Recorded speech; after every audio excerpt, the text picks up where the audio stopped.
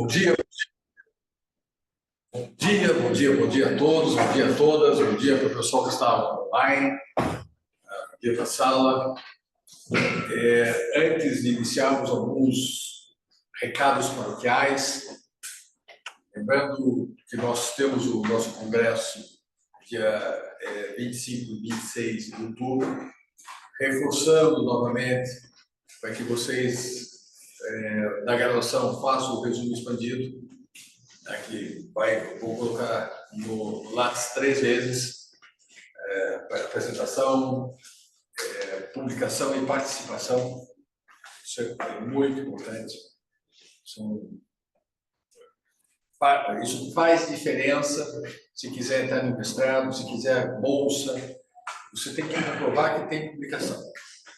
E essa é uma oportunidade, já que os anais serão publicados com ISSN e ISBN, e isso vai contar pontos para vocês. Também vale, como é um congresso internacional, o pessoal de mestrado, o pessoal de doutorado, os mestres, doutores, professores, isso também conta a questão da internacionalização. Então, ou seja, para vocês faz valer a pena, faz valer a pena. E são oportunidades que talvez no futuro vocês vão saber como isso vai ser importante. Só quem vivenciou sabe como isso faz diferença. Até para conseguir bolsa tem que ter publicação. Da mesma forma, as pessoas que apresentam aqui, o NEAD é uma grande tábua redonda. Há uma igualdade entre professores e partícipes, e não é uma aula, é uma troca de ideias. Nós funcionamos já há 25 anos, exatamente nesse contexto de troca de ideias, troca de experiências, um ajuda o outro, isso é importante, e que todos possam crescer. Realmente somos uma grande tábua redonda. Alguns não podem estar presentes, então por isso que o sistema é híbrido. Claro que todas as apresentações são gravadas, para depois as pessoas terem acesso às informações de temas que são todos eles relevantes. São todos temas relevantes. Ele realmente é gigantesco. As 4 linhas que o NEAD trabalha na parte relativa à integração. Né? Você desligou? Não, eu liguei, estava apagado. Não, estava aceso. Tá, apagou ela? Apagou a luz ali? Ligou. Agora ligou, muito bem. Não tem problema. 7 hoje, Big Festas. Deixa eu mandar mensagem para o Nina Switchmaker. Bom, estamos ouvindo bem, né? Ok. Agora pode falar. Bom, realmente aqui as 4 linhas de pesquisa, que é conflitos de leis no Mercosul, integração e desenvolvimento, conflitos de jurisdição e direito de ações e psicanálise. É uma linha mais filosófica. Todas elas vão estar presentes no GTs. Mas aqui só tem o pessoal da turma 7A, não tem ninguém diferente. Estamos todos lá no Instagram, que vocês podem ver exatamente o que é necessário para a participação, a publicação. Lembrando o seguinte, que vocês vão mandar sempre, são 2 lá no Forms, né? Existe a ideia de vocês, um é sem o nome de vocês, para que possa ser avaliado, os avaliadores possam, e depois, mais tarde, com o nome de vocês.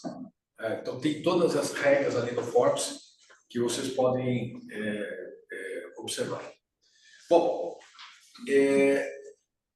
também nós temos a questão relativa a quem apresenta tem o direito ao certificado. Graças a Deus. Eu peguei, cara, abri o WhatsApp, aí a galera mandando o link da palestra, não sei o quê. Tem som aberto aí. Eu trouxe a chave da quadra da igreja. Tá bom. Basicamente isso. Eu trouxe a chave da quadra da igreja. Sim. E aí, ela tá comigo, o Marquinhos vai levar de volta agora. Só que o quarto tá trancado, velho.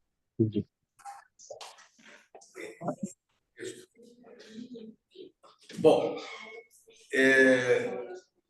quem apresenta também pode colocar no Lattes, a apresentação no NEAT. Tá? Tem o certificado, a monitora manda o certificado e vocês podem colocar a apresentação no Lattes de vocês. Tá? Isso também conta ponto. Tá? Conta ponto. Professora, hoje então temos a aventura de estudar um dos temas relativos à política de sustentabilidade dentro dos blocos, principalmente dentro do Mercosul. E é uma análise um pouco diferente do que nós estamos acostumados, mas ao mesmo tempo faz com que esse bloco que nós estamos desde 1991 e que a grande maioria de vocês, quando nasceu, já existia o Mercosul, mas conhece muito pouco do Mercosul. O Mercosul continua sendo um ilustre desconhecido para a maioria de vocês. E o nosso propósito do NEAT é exatamente tentar trazê-los para o cotidiano do que significa o Mercosul.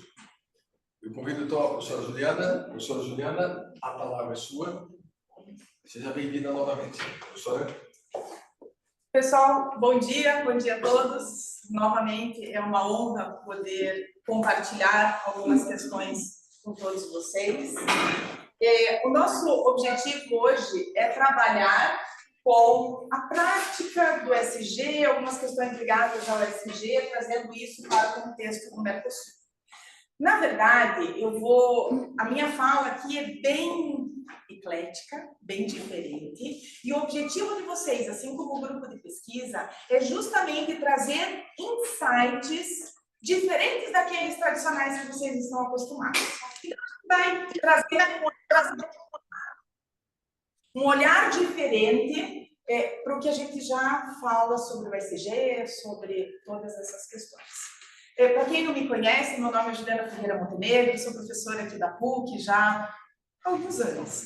E eu estou na frente dessa equipe fantástica da Nailia, da Lana, da Letícia, que está em Búzios, e que a gente trabalhou assim de uma forma muito diferente. Quando eu pensei esse projeto, o meu pensamento e o meu olhar foi o meu olhar sobre essa temática Mercosul e ESG, o meu pensamento inicial, que é o que mais me toca e o que mais me chama a atenção, são pensando justamente nesse primeiro elemento do ESG, do Environment. Era essa a minha questão, essa era a minha pegada, muito voltado ao aquecimento global, muito voltado à pegada da emergência climática e etc., a parte de lixo. Era essa o meu pensamento inicial. Qual foi a minha surpresa? Que no desenvolvimento dessa pesquisa, cada um dos integrantes se agarrou numa letra, num tema, numa questão. Então, o nosso trabalho ele aconteceu graças a essa brilhante equipe que desenvolveu o trabalho tudo sozinho. Porque eu lancei o desafio para elas, eu trouxe o tema e trouxe os objetivos de pesquisa e dei alguns direcionamentos e elas fizeram tudo sozinhas. Então, de fato, essas três me enchem de orgulho. A Letícia já sabe, então aí é chovendo molhado, mas a Nailia também e a Lana foi uma pesquisadora aí fantástica e a gente percebe o quanto o grupo de pesquisa oportuniza esse trabalho, essa pesquisa e esse desenvolvimento. Bom, feito essas considerações e esse agradecimento formal às três pesquisadoras, eu gostaria de começar a falar o meu tema, sobre Mercosul e ESG, falando para vocês que esse não é um tema fácil.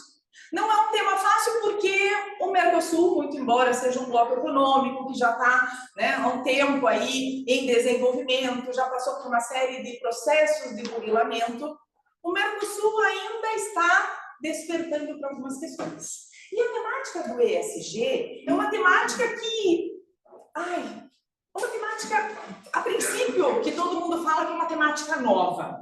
Só que não é novo. A preocupação com o meio ambiente, ela já data de algum tempo. E, na verdade, ela tardou para ganhar características práticas, para ganhar o viés prático. Então, para começar a falar do meu tema e para começar a apresentar os objetivos de pesquisa e como a gente vai trabalhar, eu gostaria só de fazer uma introdução rápida, mostrando que a preocupação com o meio ambiente não é só dos governos, não só das organizações internacionais, das organizações não governamentais, mas vai além disso. Então, eu gostaria de chamar a atenção dos senhores para uma encíclica que foi uma encíclica papal, que foi editada recentemente, o Laudato Deo. O Laudato Deo foi uma encíclica do Papa Francisco que falava sobre mudanças climáticas. Mas essa encíclica, muito embora seja uma encíclica ali até bem recente, ela se baseou em outras encíclicas papais. E é bem interessante porque a primeira que começou a despertar a atenção para a preocupação do clima foi a encíclica Laudato Si, que é a encíclica do Santo Padre Francisco. E ele chamava a atenção de todos nós para o nosso cuidado na casa comum, que é a nossa casa, o nosso meio ambiente.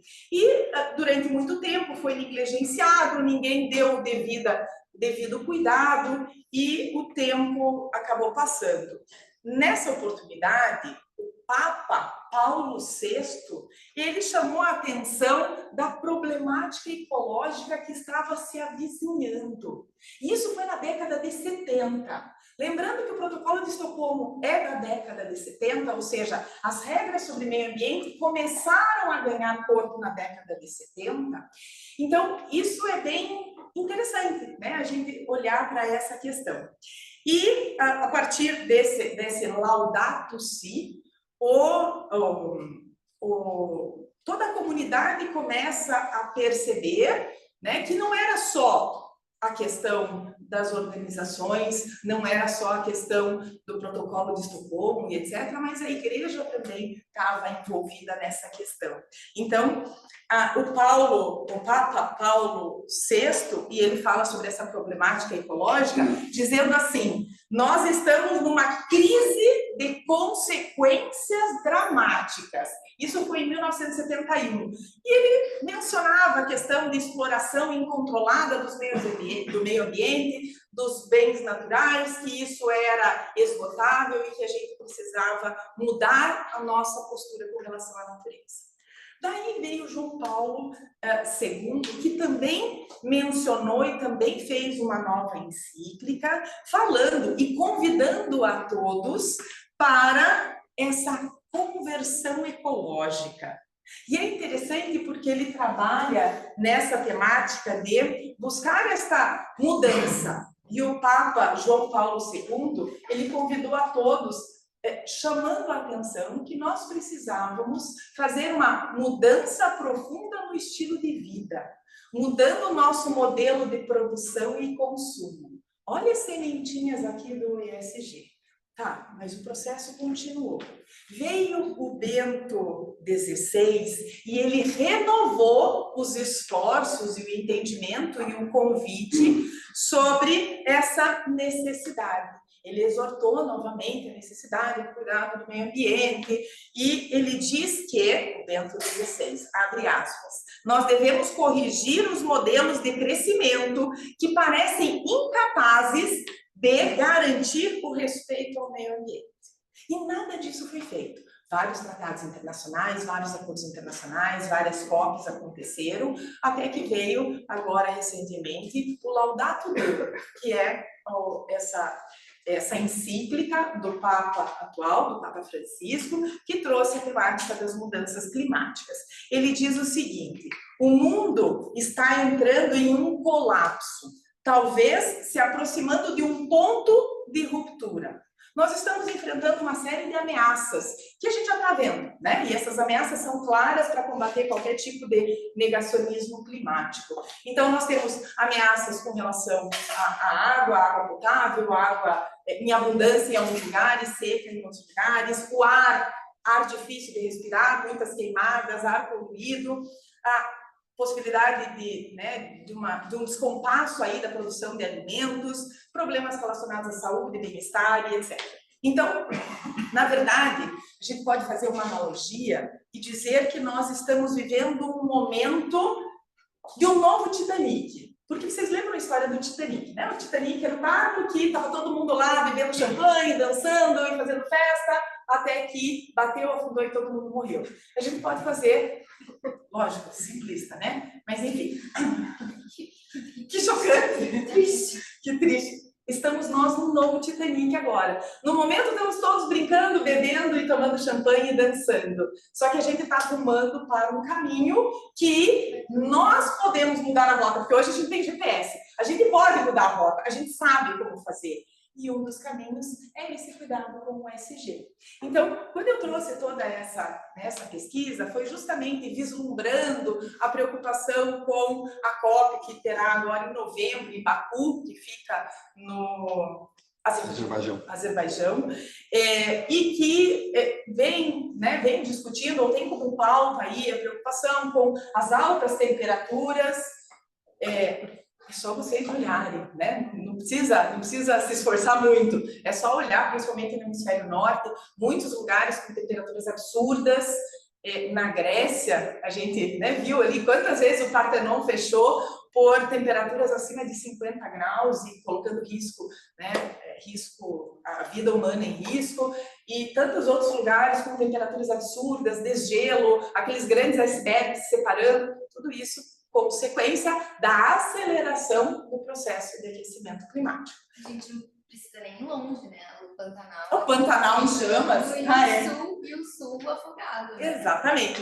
Eu estava discutindo com a Anélia essa semana, né? Essa questão, né? Que triste a gente perceber que o Pantanal, por conta da seca e por conta do excesso de temperaturas tão altas e dos incêndios criminosos, né?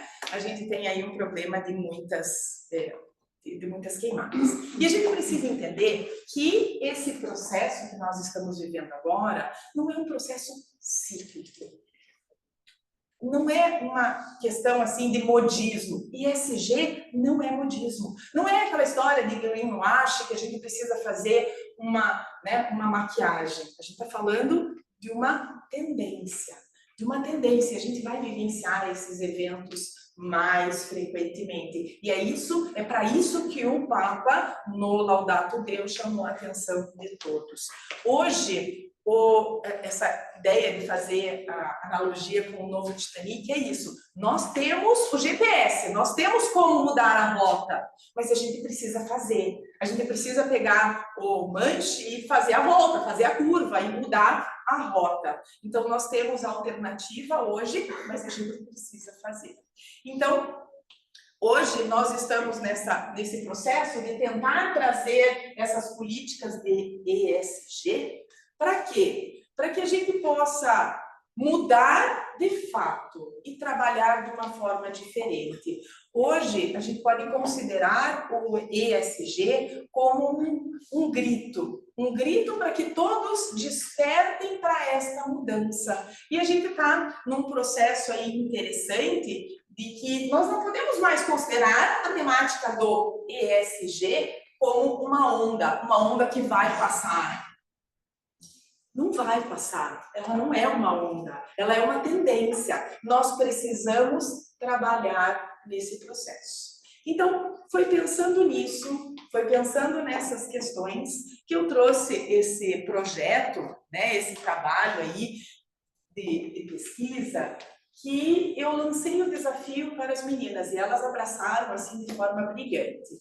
Qual que era a ideia? A ideia era a gente analisar o ESG sobre a perspectiva do Mercosul, que é o nosso grupo de pesquisa aqui, em que nós trabalhamos com a questão do Mercosul. E verificar dentro do bloco como é que isso está acontecendo. Porque o bloco, nessa pretensão de fazer um acordo econômico com a União Europeia está num processo econômico, social, cultural e ambiental um pouco diferente dos países do Mercosul. E, portanto, como é que está essa situação? Em quantos anda? Então, a ideia era pegar o Mercosul e olhar o que nós temos. Qual foi a nossa surpresa? Quer dizer, qual foi a surpresa das meninas? Não minha, mas qual foi a surpresa das meninas? É que pouco ou quase nada temos dentro do Mercosul. Então, isso é interessante para que a gente possa perceber que, de fato, nós aí temos um grande desafio pela frente. Por isso, o problema central da nossa pesquisa foi verificar como as políticas do ESG, seja ela do viés ambiental, do viés social e do viés de governança, com ênfase nas questões ambientais e de sustentabilidade, impactam essa parte de governança ambiental e também social dentro do Mercosul. Quais são os principais desafios e oportunidades para a implementação eficaz dentro dos países membros? Agora não é mais uma questão de retórica, de teoria, de política, a questão é fazer acontecer. Lembrem-se que a gente tem o GPS indicando a rota, a gente precisa mudar o nosso sistema. Então, o nosso trabalho se baseia na seguinte justificativa. O ESG é um compromisso, mas não é um compromisso do Estado brasileiro ou do Estado XYZ, do Estado Paraguai, do Estado Uruguai. Não, o ESG é um compromisso de todos nós. O Estado, sim, mas as políticas do Estado às vezes são meio ineficientes. Nós temos que fazer a nossa parte. Nós, enquanto sociedade, enquanto academia. Como que a academia faz a diferença? Estudando, publicando, discutindo e evoluindo nesses processos. Nós já vimos que isso não é uma onda, não vai passar, nós precisamos mudar, ou então o clima vai mudar com a gente, né? É uma tendência, é algo que a gente vai verificar de agora em diante. A tendência é do aquecimento global, a menos que a gente mude a rota. E se a gente mudar a rota, excelente, daí fizemos a diferença. A importância dessa temática está assentado na questão de tomada de decisão estratégica. O Estado precisa agir, a indústria precisa agir, a sociedade precisa agir. E nós, como pesquisadores, precisamos agir também. Nós precisamos fazer a nossa parte, seja nas pequenas ações, mas se cada um fizer uma pequena ação, a gente faz diferença no mundo. Falando sobre o viés ambiental, né? Nós sabemos que a proteção ambiental não é uma meta, é a nossa casa. Nós temos que cuidar. Ninguém quer morar num local onde não tenha condição digna de vida. Então, nós precisamos fazer a nossa parte para melhorar isso. E nós temos que lembrar que o nosso planeta não tem um plano B, né? Por mais que a gente busque aí Marte, busque outros planetas, até que isso seja viável, a gente tem que cuidar da nossa casa comum. Na década de 70, nos anos 60, nos anos 70, nós tivemos um cientista inglês, James Lovelock, que apresenta a chamada hipótese de Gaia, que nós somos um todo, o planeta é um planeta vivo, nós somos um todo orgânico. E de fato, agora, no mestrado, nós temos uma disciplina que é a integração regional, desenvolvimento sustentável, meio ambiente e Mercosul, que é voltado exatamente dentro do espírito do ESG, para criar uma consciência, uma conscientização. E é evidente que a segunda linha do nosso grupo de pesquisa, do núcleo, é a parte relativa à ideia do desenvolvimento sustentável. Por isso, o tema da professora é extremamente oportuno, a criar essa consciência, tá? Esse momento precioso que nós estamos vivendo. É evidente que nós temos aqui dois fatores, né? Um é um fator natural. Eu sempre falo para vocês, nós temos a obliquidade da elíptica, né? A Terra, que é inclinada sobre o seu próprio eixo, em 23 graus e 27 minutos, isso aí está alterando. Nós vamos ter uma mudança de polos. A Terra vai inverter a posição. Que vai demorar para isso acontecer por completo. Portanto, fiquem tranquilos que vai Não dar vai tempo. ser, não vai e ser. nós não seremos extintos já. Exatamente. Mas a última vez que aconteceu isso, o ser humano não estava aqui. Então nós não sabemos como tratar com isso. Ao lado disso, nós estamos vivendo o antropocentro, que é a capacidade do homem mudar, interferir de maneira firme na natureza. Então não é mais uma nova era. Alguns se propõem que estamos vivendo uma nova era. E que o homem pode alterar de maneira significativa, interferindo na natureza e acelerando algumas coisas. Como não achamos um outro lugar para viver, ainda, nós temos que tomar as medidas necessárias para tornar para os nossos descendentes a Terra melhor do que nós recebemos. É a nossa obrigação. É a nossa obrigação. Então, o NEAD tem uma obrigação para com o futuro, tornar o mundo melhor. Então, ações positivas. Professora?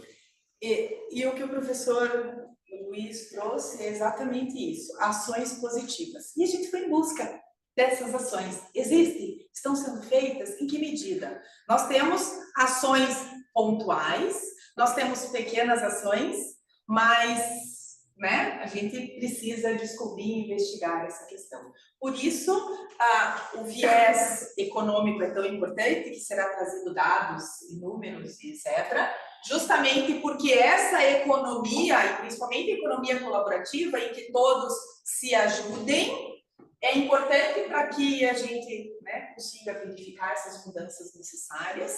E nós precisamos desse protagonismo. O protagonismo de cada um de nós, que cada um faça a sua diferença no meio em que está inserido.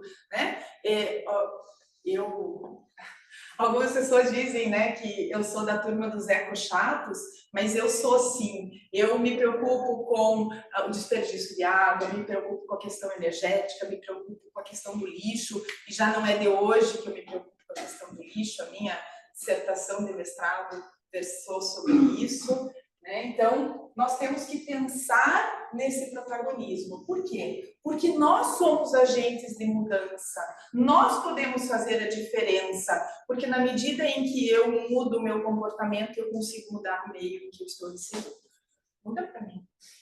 Daí, antes de apresentar essa estrutura aqui rapidinho, eu só gostaria de comentar com vocês que os nossos objetivos específicos, no primeiro momento de pesquisa, era avaliar essas práticas de integração ESG e mais, identificar qual prática existia. E daí, nesse processo, a gente já começou a sentir dificuldades. Examinar a eficácia, se a gente tem poucos, fica ainda mais difícil ver como que isso está acontecendo. Mas a gente tem como último objetivo propor essas recomendações para a harmonização de políticas.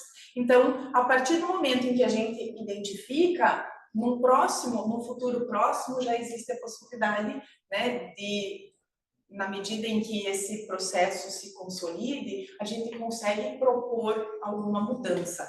Seja aqui internamente, isso repercutindo nos arredores, seja, quem sabe, até dentro do próprio Mercosul, dentro do FOSEM, dentro de grupos maiores. Através do quê? Através da nossa pesquisa, através do nosso trabalho. E aí reforço as meninas que pesquisaram comigo a obrigação da gente escrever depois um artigo, porque essa temática, como vocês viram, é difícil. Então, a gente precisa escrever para começar a ter trabalho sobre isso. E acrescentando, nós demos uma injeção a mais no convênio entre a PUC e o Mercosul. a possibilidade de vocês fazerem estágios lá, na graduação, no mestrado, no doutorado. O ruim, como eu disse, é que eles pagam em dólar, mas fora isso, tá? Mas é fazer lá em Montevidéu, passar 3 ou 6 meses fazendo estágio lá para fazer um intercâmbio, que essa é uma dos propósitos, né? E dentro desse contexto reforçar a questão ambiental no Mercosul. Sim. Então, a nossa estrutura de apresentação é mais ou menos essa, né? Apresentei a problemática, a justificativa e a importância do tema. E depois as meninas vão trabalhar as políticas públicas que nós temos, né? O viés G do ESG, regulamentos, políticas, alguns casos, a Letícia vai trazer o caso que ela vivencia na prática, que é uma questão efetiva, né, que a gente vivencia aqui no Brasil, mas isso nada impede de trazer para o Mercosul. E outras questões que as meninas trarão para vocês. Então, espero que essa apresentação desperte alguma coisa em vocês. Seja uma notícia que vocês não conheciam, seja uma informação diferente, ou seja algo que vocês desejam e queiram pesquisar. Então, agora eu passo a palavra à Mailia, que vai seguir a apresentação, e sempre que vocês tiverem dúvidas, fiquem à vontade para questionamento. Mai, eu acho que você tem que colocar aqui por causa da... Olá, pessoal, bom dia. Bom, a Juliana já apresentou a gente aqui a equipe, mas eu vou apresentar de novo, porque descobri que temos uma audiência aí, um diferencial online hoje, então bom dia. Meu nome é Lia, e aluna aqui da PUC. Com esses brilhantes professores, então a gente continua acompanhando, continuamos aqui sempre com o pessoal aprendendo, estudando, e quando a Ju jogou essa temática, eu pensei, eu preciso trabalhar com ela, com o pessoal, porque além de ser uma área legal para pesquisa, e super interessante, é uma área que a gente está começando também a abrir um departamento lá no escritório, né, cuidar do trabalho com a área societária, empresarial, então puxou um gancho bem legal e até me ajudou a esclarecer um pouco algumas dúvidas que eu tinha na cabeça, né? Então, como a gente falou, nossa, é uma temática gigantesca, a gente podia ficar aqui dias e dias falando sobre isso, mas felizmente para a gente, pesquisadora, ou infelizmente para quem está escutando, né, a gente tem que fazer algum recorte. Então, como a Ju comentou, a gente se dividiu de uma maneira que, então, vou falar um pouquinho dessa temática no Mercosul, de uma maneira, numa análise mais crítica mesmo, de números e dados, e não necessariamente do conteúdo de tratados. Então, qual foi a ideia? A ideia principal que a Ju trouxe, eu falei, gente, tá, ESG é um tema que a gente escuta muito, que a gente fala muito, que não é de hoje, mas que tem essa nomenclatura nova, mais chamativa, essa nova roupagem. Mas e o Mercosul? A gente escutou, eu falei, putz, o que a gente tem escutado? Primeira coisa que veio, sustentabilidade, Mercosul, ESG, jogar no Google, que é União Europeia, acordo da União Europeia com o Mercosul, que foi, ou melhor, que não foi, por questões ambientais, por questões do bloco da União Europeia não aceitar algumas questões.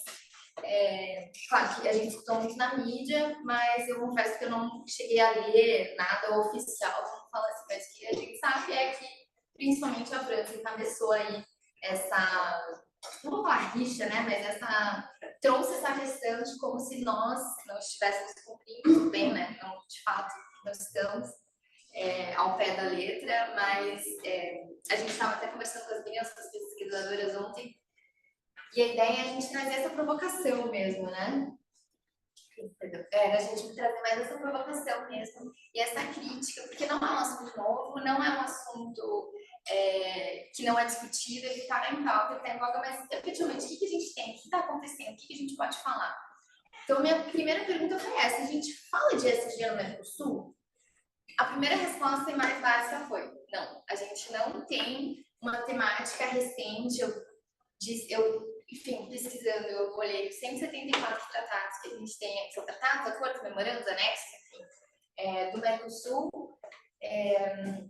Temos também algumas decisões, algumas diretrizes, mas nada que utilizasse em si o termo ESG. Mas eu pensei, gente, mas não é possível que não se fale desses 3 temas dentro do Mercosul. ou no Brasil, ou enfim, justamente por não ser uma temática nova.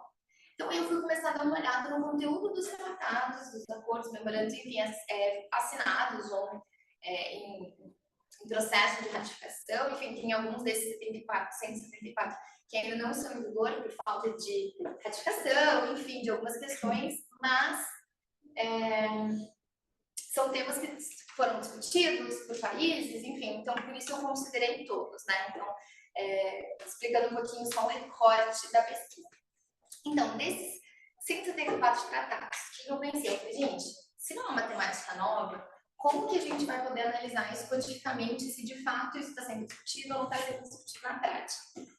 Então, eu falei, será que eu consigo classificar esses tratados dentro de uma dessas siglas? Será que a gente está falando que todos os tratados necessariamente vão tratar de uma dessas 3 siglas?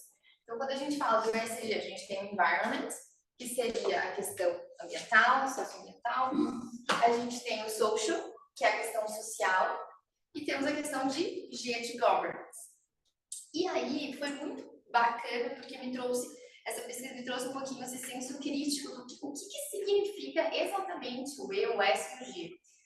Como a gente mencionou, e isso vem até um resultado da pesquisa, até me surpreendeu um pouco, que a gente fala muito da questão de sustentabilidade do meio ambiente, né? Então, a gente escuta muito em todos os cantos, meio ambiente, meio ambiente, meio ambiente, meio ambiente, mas no final das contas, de 174 temas discutidos, apenas 5 deles discutiam efetivamente o meio ambiente.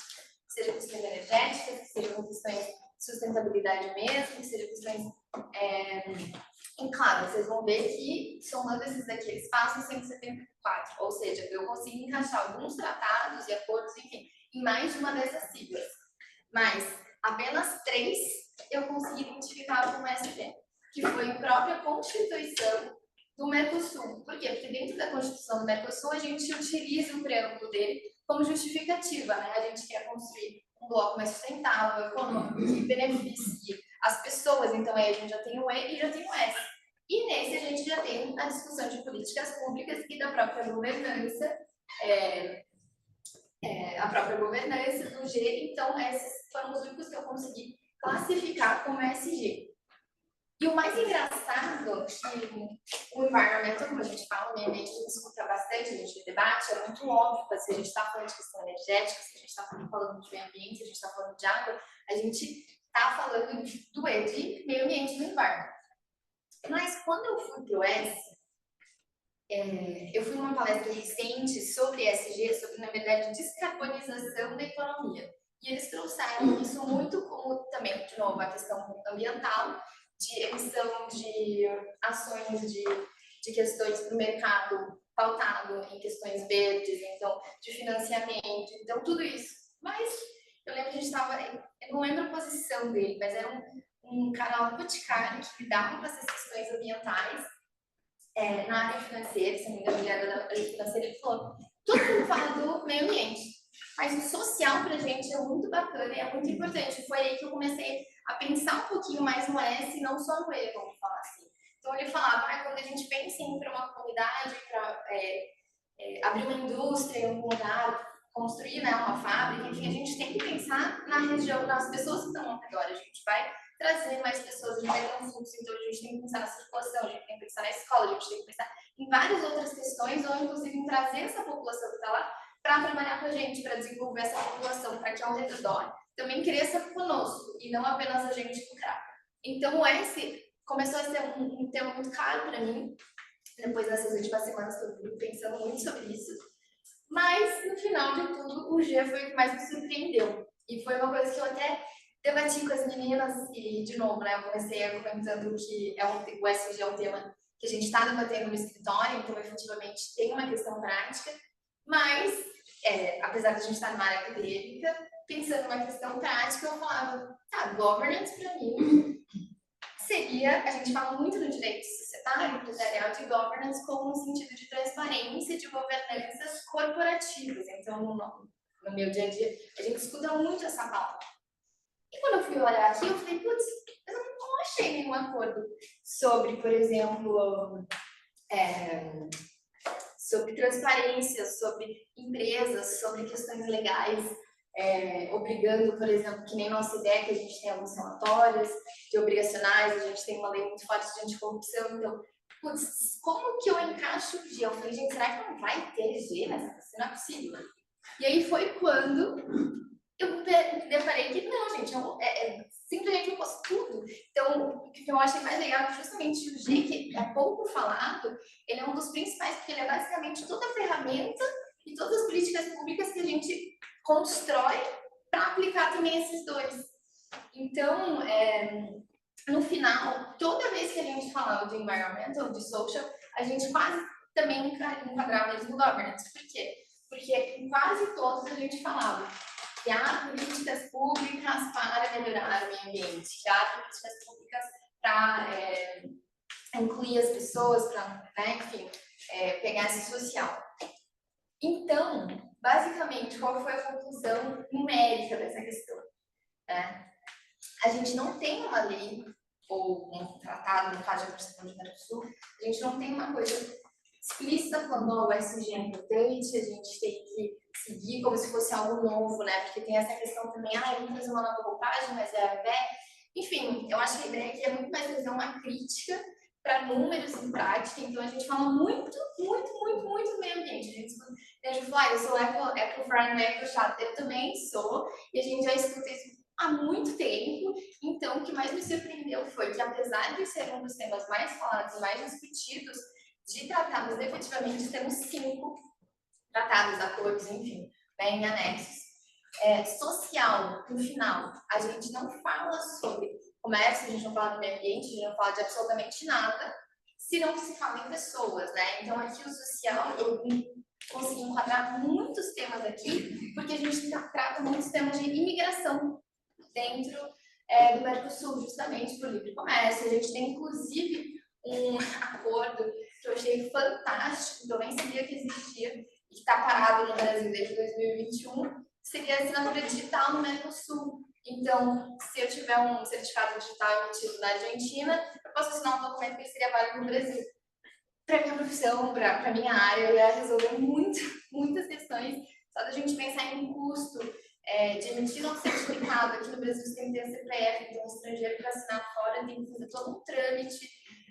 Também tem questão com o custo, com o tradutor juramentado, com a apostila, enfim. Então, aqui são alguns benefícios que a gente fala, no Mercosul são políticas que estão muito longe, que às vezes não impactam, mas são políticas que no final acabam pegando na gente, né? Que não deixa de ser o social.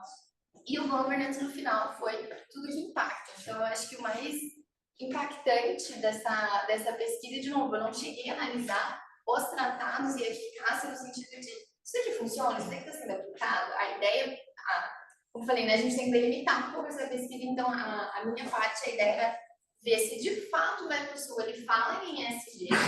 Se não fala, a gente chegou na conclusão de, apesar de o environmental fazer muito barulho, porque ele é muito óbvio, vamos falar assim também na nossa cara, né, a gente consegue literalmente sentir fisicamente também os efeitos do environmental. O social... Posso ver a voz da Renata?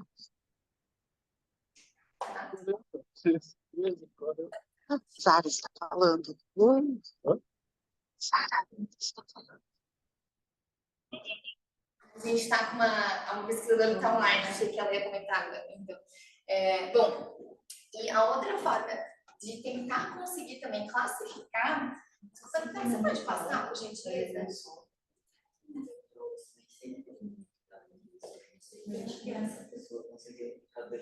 Abriu nova, não tem problema. Bom, outra parte muito bacana para tentar entender e classificar esses tratados de acordo, ou seja, entender e tentar decifrar um pouquinho quais são os temas que são caros para o Mercosul, se de fato isso está sendo discutido. E quando eu pensei também em ESG, a gente fala outra sigla. Nai, só uma observação. Como fontes primárias, os tratados, as fontes dentro do Mercosul, é verdade, faltam algumas coisas, mas nós temos os grupos de trabalho. E onde é que o Mercosul ele é extraordinário? O Mercosul não é extraordinário pela ação dos governos. As ações dos governos deixam a desejar.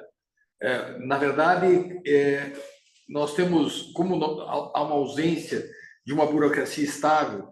Cada eleição, e aqui é sempre pendular, vai para a esquerda, vai para a direita, é uma coisa muito ruim. Há uma demissão em massa dos cargos em comissão. Aí começam novas pessoas. Então, e pessoas que não têm um compromisso com a continuidade de um projeto de um bloco econômico. Pelo contrário, eles têm projeto de poder, não têm projeto de governo, efetivamente. É um problema do sistema.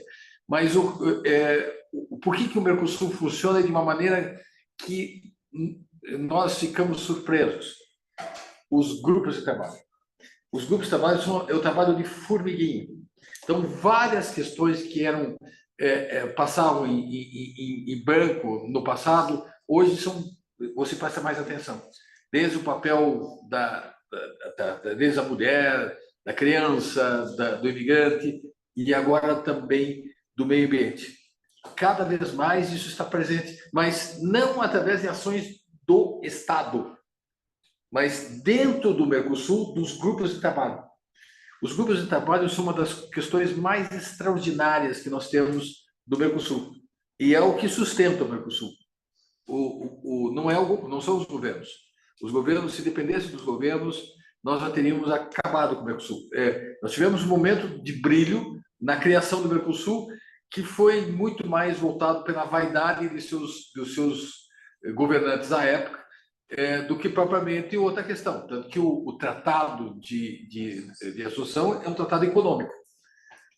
E é pontual, ele é genérico, mas o trabalho que vai ser desenvolvido a partir desta estrutura pobre que ela vai avançar quando nós vamos ter o protocolo de Ouro Preto, em 1994, mas exatamente dentro do Conselho de Mercado Comum e do Grupo Mercado Comum, os grupos de trabalho das mais variadas áreas, eles têm produzido resultados extraordinários e que são pouco conhecidos.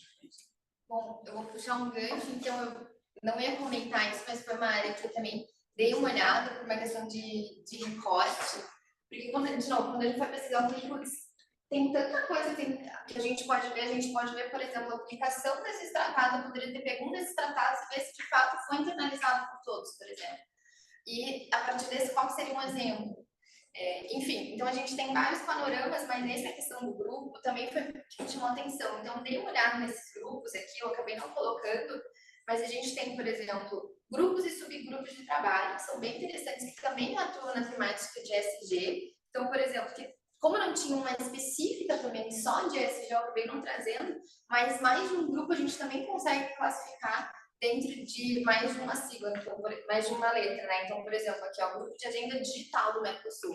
Então, aqui a gente está falando de inovação, a gente está falando de social, a gente está falando também de economia, de governança, de regras transparentes. Então, a gente tem grupo de assuntos jurídicos e institucionais.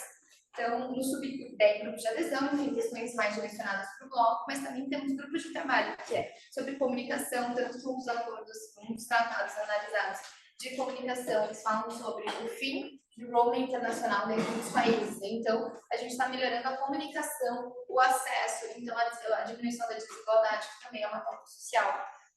A gente tem aqui regulamentos técnicos e avaliações de conformidade, assuntos financeiros, transporte, meio ambiente. Então, de novo, quando a gente fala meio ambiente, obviamente que a gente consegue enquadrar dentro do environmental, né? Mas aí a gente também fala do social, porque tem várias, inclusive eu trouxe isso para a gente conseguir classificar de uma forma mais pontual ainda, porque, de novo, é muito abrangente, né, tudo.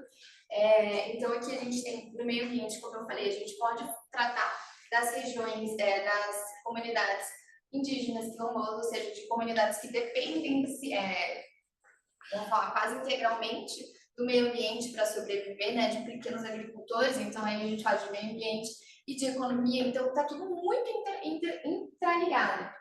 Então, outra forma também eu pensar para ter uma validação daquele número anterior,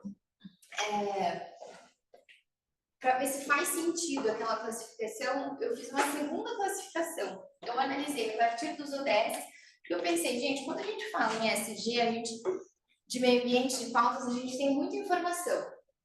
Então, como que a gente pode analisar? Como o Alexandre comentou agora, a gente tem outras fontes também. Então, a gente tem, não é só no Mercosul que a gente discute, né, meio ambiente. Então, por exemplo, na ONU, tanto se eu não me engano, o SG, que veio através de um termo de uma provocação, esqueci o nome da pessoa agora, mas veio de uma provocação no sentido de as companhias e a sociedade, elas conseguem trazer isso para dentro de uma pauta de uma empresa, e daí a partir dessa provocação que a gente também vê a criação da sigla e a adaptação do G de governance tanto para a área pública quanto da área privada, né? Enfim, então através dessa classificação eu pensei, mas a gente também tem um ODS que também fala basicamente da questão social, ambiental e de governança. Então, será que eu consigo classificar esses tratados? Porque o que eu pensei? O que o ODS e o SG têm a ver? São coisas separadas, mas são temas muito similares. E daí eu cheguei a uma conclusão também, depois de algumas leituras, que basicamente a gente pode classificar os 17 objetivos como ferramentas mais práticas do SG. Então, por exemplo, quando a gente fala de ambiental, a gente pode falar aqui de água, de questão terrestre, a gente tem questão de ação contra a mudança do clima, obrigada. Mas, de novo, a gente está falando da vida terrestre, a gente fala dos três. Então, meio que foi um emaranhado também para conseguir classificar, para ver se faz sentido e para ver se, de fato, essas coisas estão sendo aplicadas. Então, ao analisar os tratados do Mercosul de uma forma muito fria, né?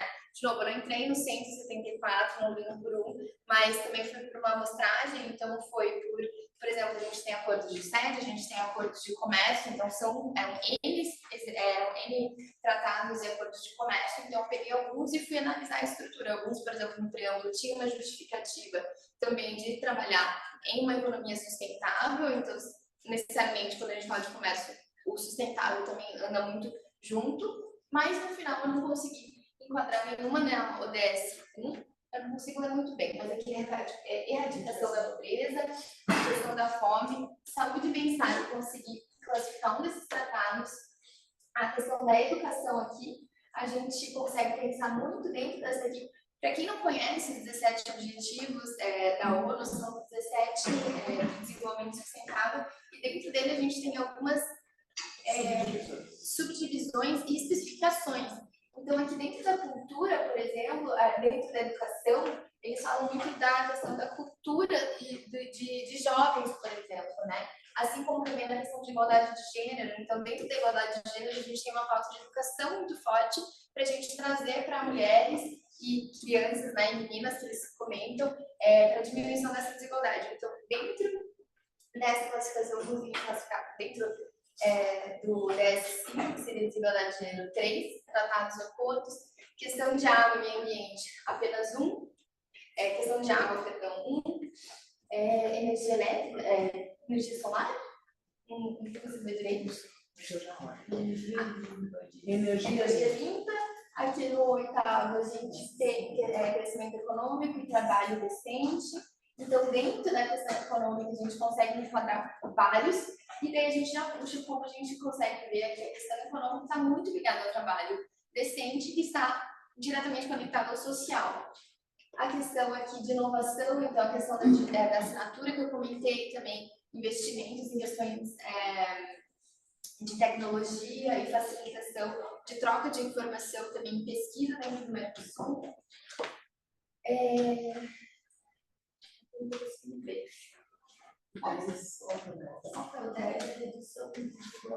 Redução da desigualdade. Aí a gente também consegue encaixar algumas questões culturais e cidade e comunidade sustentável. Aí a gente tem questões da própria cidade, de transporte. Então, aqui, se eu não me engano, a gente tem algumas questões de transporte. Aqui a gente tem ação contra a mudança do clima, que são só 2, apesar de a gente falar muito sobre essa questão. Água, vida terrestre, então, de novo, a gente fala do social, a gente fala do meio ambiente, a gente também fala de política pública, mas esses 2, o que eu achei mais interessante dentro do Mercosul, de maior aplicabilidade, porque aqui fala de paz, justiça e instituições eficazes. Então, aqui a gente tem uma aplicação do ODS justamente na questão da Constituição do Mercosul. A gente tem vários tratados e acordos para assuntos penais, e para acesso à justiça dentro de outros países. Então, a gente fala muito do social aqui. Então, eu que sou brasileira, se estiver na Argentina e tiver algum problema judicial, criminal, então eu vou ter acesso à justiça gratuita, a uma justiça facilitada dentro do bloco. Então, aqui eu achei muito legal conseguir enquadrar vários tratados nessa questão. E aqui, se eu não me engano, é implementação e cooperação. Então, aqui, de novo, quase basicamente tudo que a gente estava tratando no Mercosul, a gente está falando de cooperação e aplicação dessas questões na prática. Então, a gente está se discutindo isso para transformar em alguns tratados e, claro, com direitos de trabalho. Bom, eu acho que a minha parte é isso. Bom, então, eu vou passar a palavra aqui para a nossa pesquisadora, Alana, que também esteve nesse debate com a gente, e estou à disposição para qualquer pergunta.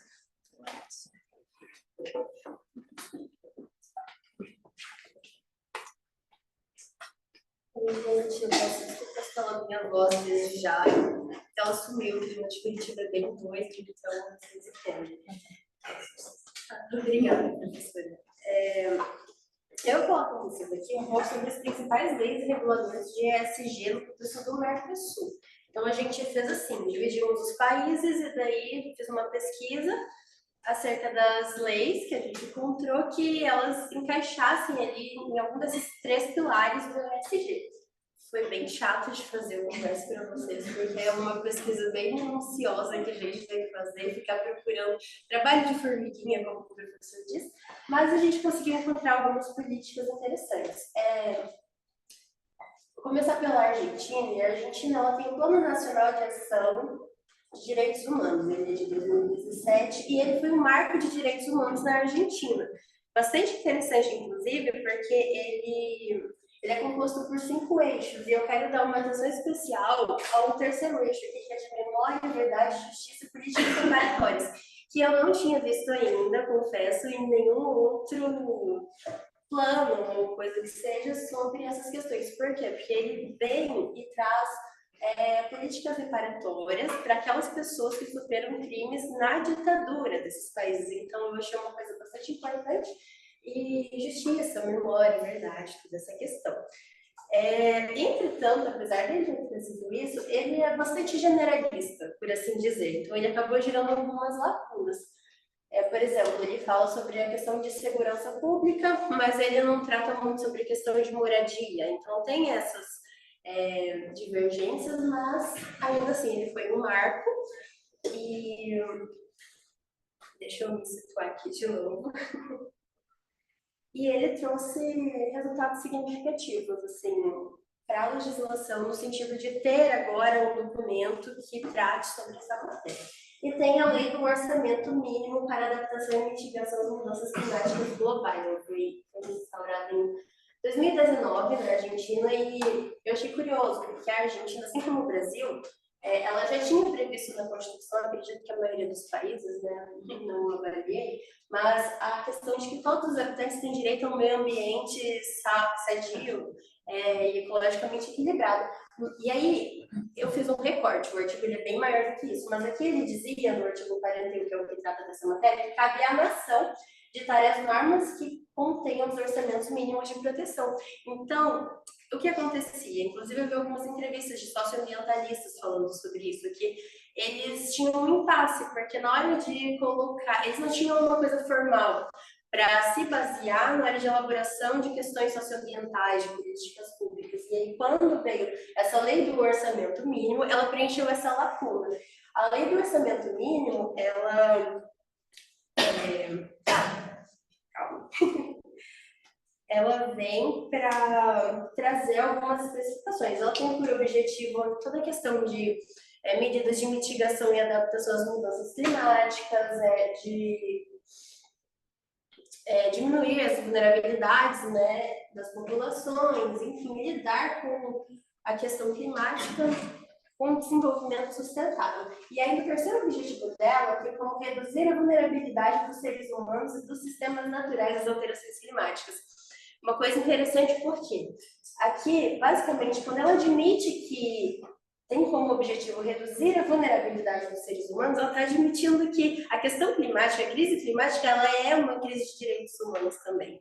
Ela vem aí junto com a luta de justiça social, então fica implícito, mas no quesito socioambiental é bastante importante essa validação, porque quando a gente fala de justiça social, justiça ambiental, a gente está falando de direitos humanos, eles estão interligados, não dá para separar.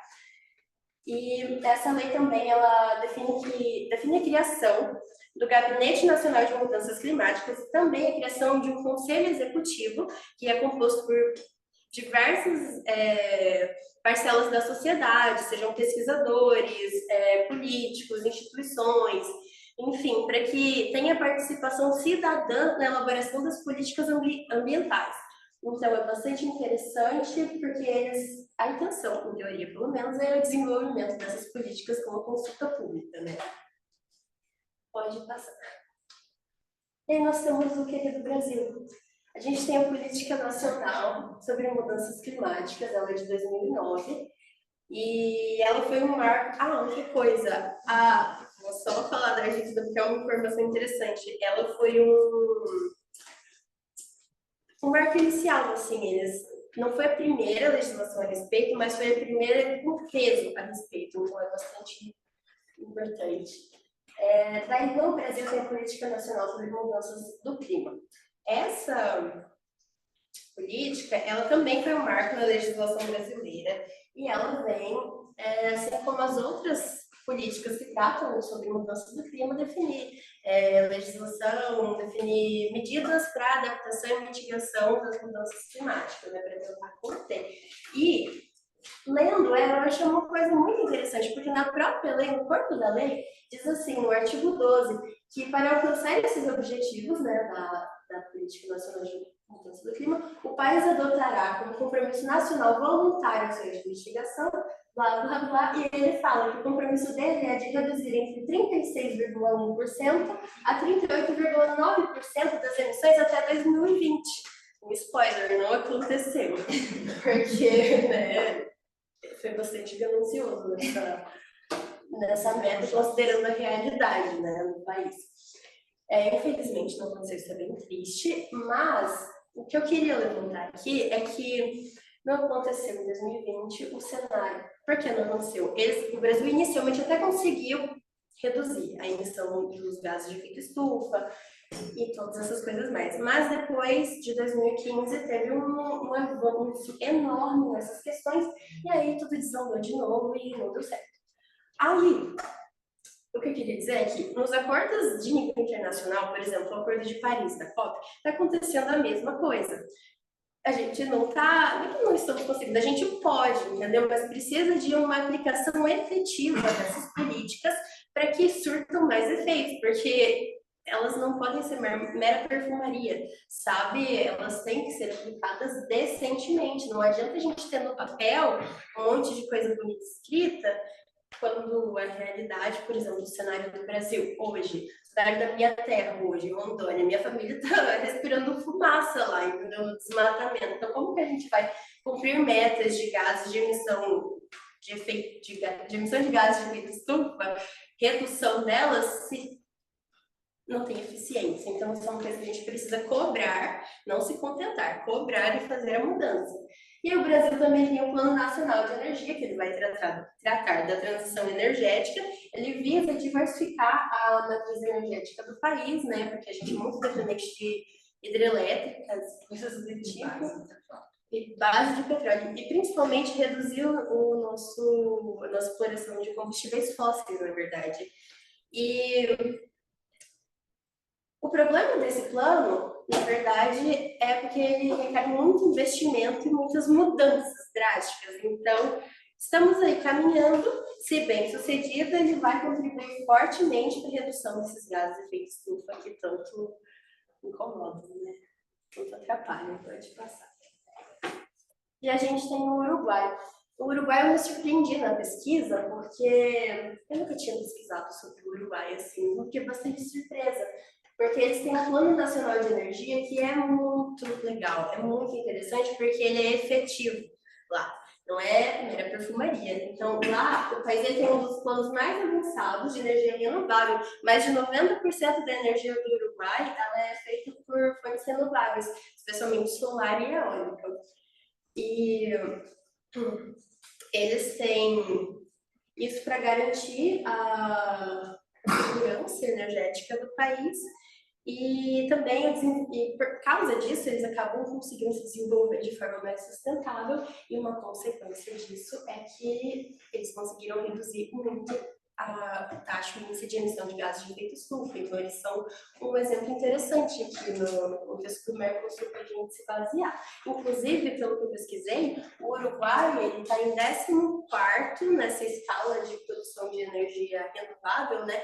E ele está tipo, ao lado da Dinamarca. Então, são países do primeiro mundo, entre muitas aspas, né? Mas, então, assim, está aqui do lado, é um exemplo, um parceiro político.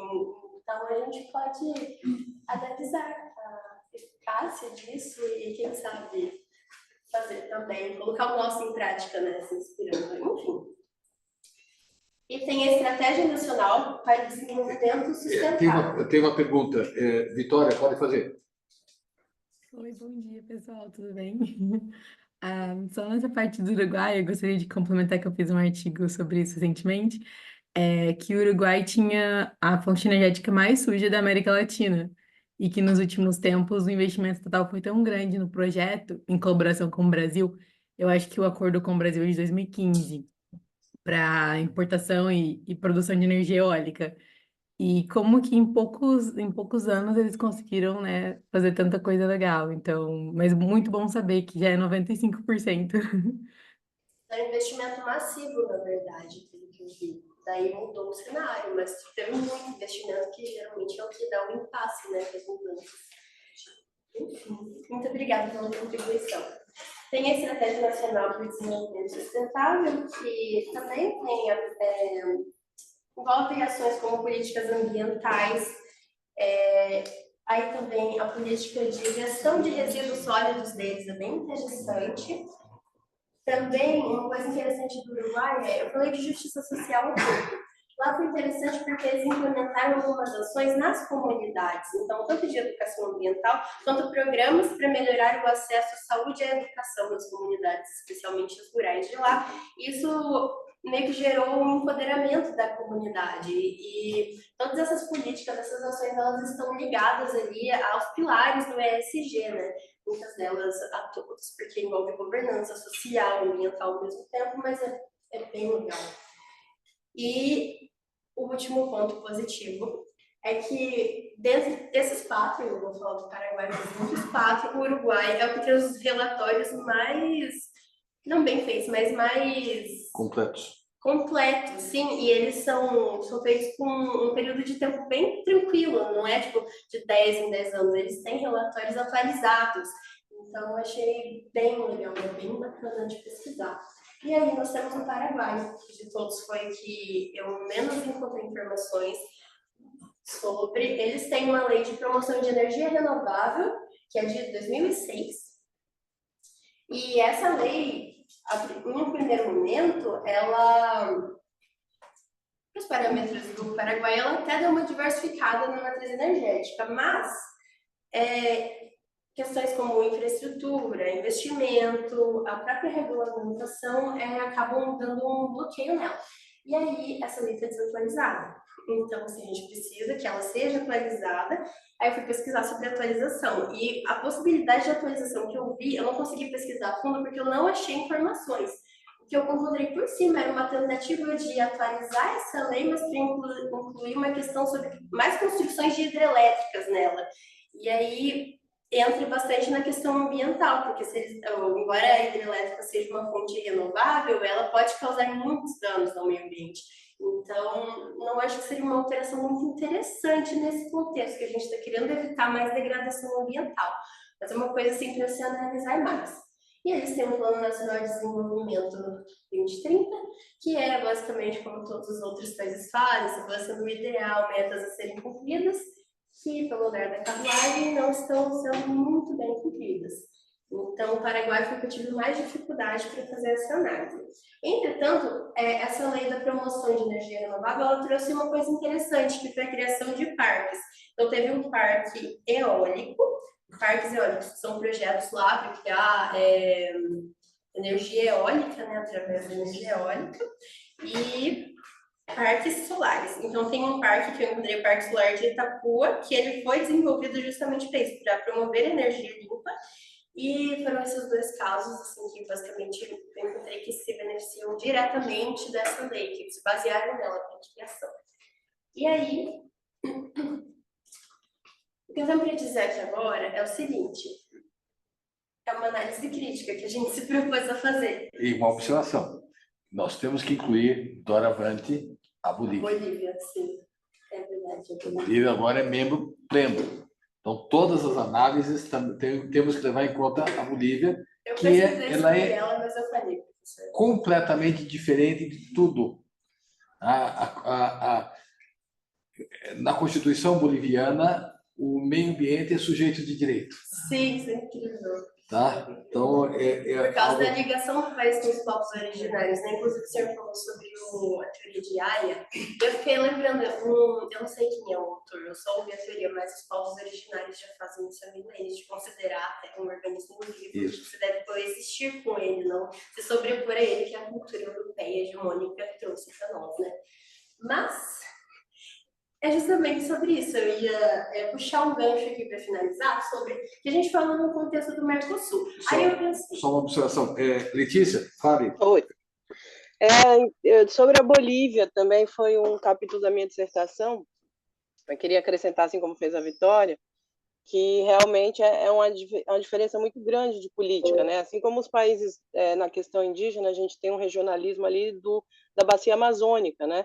E é um outro universo, né? Eu acho que vai ser muito enriquecedor essa entrada da Bolívia e eu espero, né, poder até trazer mais esse tema agora, justamente porque eu estudei a Constituição boliviana e ela é muito diferente dos outros 4 países membros, né? Ela sai um pouco do positivismo, assim, ela é muito mais inovadora na questão ambiental e social por conta justamente da maioria, né, da população indígena lá é muito maior e muito mais relevante em termos populacionais do que o Brasil, por exemplo, e todos os outros países membros. É isso. Eu lembrar, porque nesse ponto é curioso, né, que nós vamos aprender com a Bolívia. Tá? A experiência exatamente. Vai ser muito bem-vinda. Esse aspecto analisado, por isso que nós não podemos deixar mais, principalmente nesse tema. A Bolívia é diferente ela tem a nos ensinar. Ela tem a nos ensinar. E ela elegeu o primeiro presidente indígena do mundo, né? Foi o Evo Morales, que é boliviano. E essa situação que eles têm ali, né, professor, do sul e do norte, que o sul é o São Paulo deles, né? A região de... esqueci o nome da cidade agora. Onde caiu o avião lá. Enfim, eles têm ali uma divisão norte-sul cultural muito forte. O sul muito mais agropecuarista e muito mais vanguarda em questões de energias e tal, e o norte muito indígena, né? Muito ainda mas ainda voltado a questões tradicionais que o sul não enfrenta porque desmatou já muito mais. Então eles têm um conflito interno que é muito interessante ali, é sanguinário muitas vezes, né? Porque não são conflitos como os nossos aqui. O povo boliviano, assim como o colombiano também, o povo indígena é muito mais aguerrido e muito mais disposto a guerrear, coisa que o nosso é mais manso. Então, eu tô curiosa aí para saber como é que vai ser essa interação boliviana com o bloco. Exatamente. Na verdade, eu acho que a entrada da Bolívia é interessante porque é exatamente o que eu expliquei. Está tudo positivado. A gente tem as leis, está tudo lindo. Mas e a aplicação? E a Bolívia, nesse contexto, ela vai entrar para dar um novo ar, eu espero, né, pelo menos, É isso, e a mesma coisa no sentido da COP, que eu olhei esses países e eu falei, ok, eles têm essas armas, mas elas são muito atuais. Tipo assim, fora do Paraguai, que é de 2006, mas a do Brasil, em 2009, ela ainda é atual. 2017, 2019, 2020, eu falei, esses países não estão na COP? Aí eu fui pesquisar, fui atrás de pesquisar. Aí eu fui analisar o Acordo do Protocolo de Kyoto e o Acordo de Paris, que são os principais documentos da COP. A COP é a discussão anual feita pela Convenção Quadro das Nações Unidas, né, sobre mudanças climáticas. Então, ele é o evento anual ali para discutir, é o Fórum de Discussão de Mudanças Climáticas. E desde sempre, eles estão nesses acordos, eles são signatários de todos eles, e aí, lendo as próprias políticas, eles falam, de acordo com a Convenção Quadro das Nações Unidas, implementar isso no nosso país. Aí eu fiquei pensando que a gente tem que sair dessa formalidade, tem que exigir essa aplicação e tal qual o Acordo de Paris que está aí saindo pelas nossas mãos, ele não pode deixar isso acontecer. No contexto do Mercosul, precisamos de efetividade, mais efetividade, porque a gente está progredindo, sim. O Brasil mesmo tem diversas legislações que tratam, tem Código Florestal, tem o Estatuto do Índio, tem essas políticas que eu expliquei. A nossa Constituição também, a Constituinte, ela foi criada num contexto já mais democrático, mais diverso, que colocou direitos, né, sociais e até do meio ambiente, mas a gente precisa tornar isso ainda mais presente, ainda mais efetivo. Então, essa é a reflexão que eu trago para vocês hoje. Eu agradeço pela atenção. Muito bem. Obrigada. Muito bem. E agora, gente, para fechar esse trabalho que tem um viés bem diverso, a Letícia, que não pôde estar aqui conosco, mas já participou há muito tempo do NEAD, e é uma grata surpresa que ela pôde colaborar de novo, pôde participar novamente. A distância é fato, mas sempre presente junto conosco, sempre no nosso grupo nunca se afastou de fato, sempre teve NEAD na veia. Então, eu passo a palavra para a Letícia, para ela seguir com as considerações. Lembrando que ela está num lugar extremamente inóspito. Tá? Ela está em Búzios. É Búzios, né, Letícia? Búzios, é. É extremamente inóspito, então ela vai falar olhando para fora aquele deserto que está Búzios. Então, eu acho que tinha que ter uma reunião do NEAD aqui, hein? Eu acho que a próxima pesquisa em loco. Não, é que nós nos solidarizamos a elas pelo suprimento que elas estão passando agora. Tá? As portas estão abertas aí para a gente dar continuidade às pesquisas aqui, do lado de cá. Então, a palavra é sua, Letícia. Obrigada, gente. Bom dia. Primeiramente, agradecer mais uma vez, né, estar aqui nesta ágora sagrada, com essa egrégora de peso. É sempre um prazer aí, ao longo de 20 anos, talvez mais, ou quase isso, estar aqui junto com vocês, meio à distância, às vezes mais afastado, mas o bom filho a casa sempre torna, né? Então, cá estamos. Eu vim trazer para vocês a minha experiência aqui com a Prefeitura de Búzios, o trabalho que eu estou fazendo de assessoria jurídica com o pessoal aqui, de uma parceria público-privada para instalar máquinas de compostagem acelerada no município para fazer, então, a gestão dos resíduos sólidos, né? Para contextualizar dentro do Mercosul, eu investiguei sobre essa questão. Então, todos os países membros do bloco, eles fazem parte da Convenção Internacional de Basileia, né? Que é a convenção, então, ONU de 1989, deixa eu pegar o nome dela certinho aqui, que é enorme, de gestão de resíduos sólidos. Então, o Brasil tem a legislação que é o Plano Nacional dos Resíduos Sólidos, a Argentina, Uruguai e Paraguai também o tem, mas todas elas fazem parte do Tratado da Convenção de Basileia. Então, aqui, a Convenção de Basileia sobre o Controle dos Movimentos Transfronteiriços e dos Resíduos Perigosos e sua Eliminação, de 1989.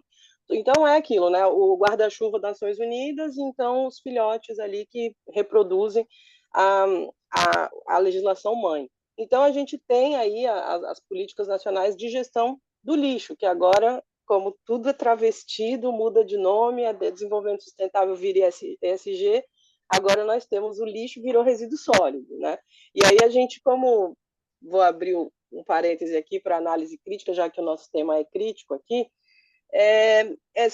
a Ju falou muito bem no início, bom, me permitam certa informalidade, né, professor? É Ju, é Lê, a gente estava ontem na reunião, a gente nem se conhece, mas eu já estava, me chamavam de Lê, então aqui a gente entra já buzianamente, tá? A Ju falou muito bem ali, não é um modismo, né?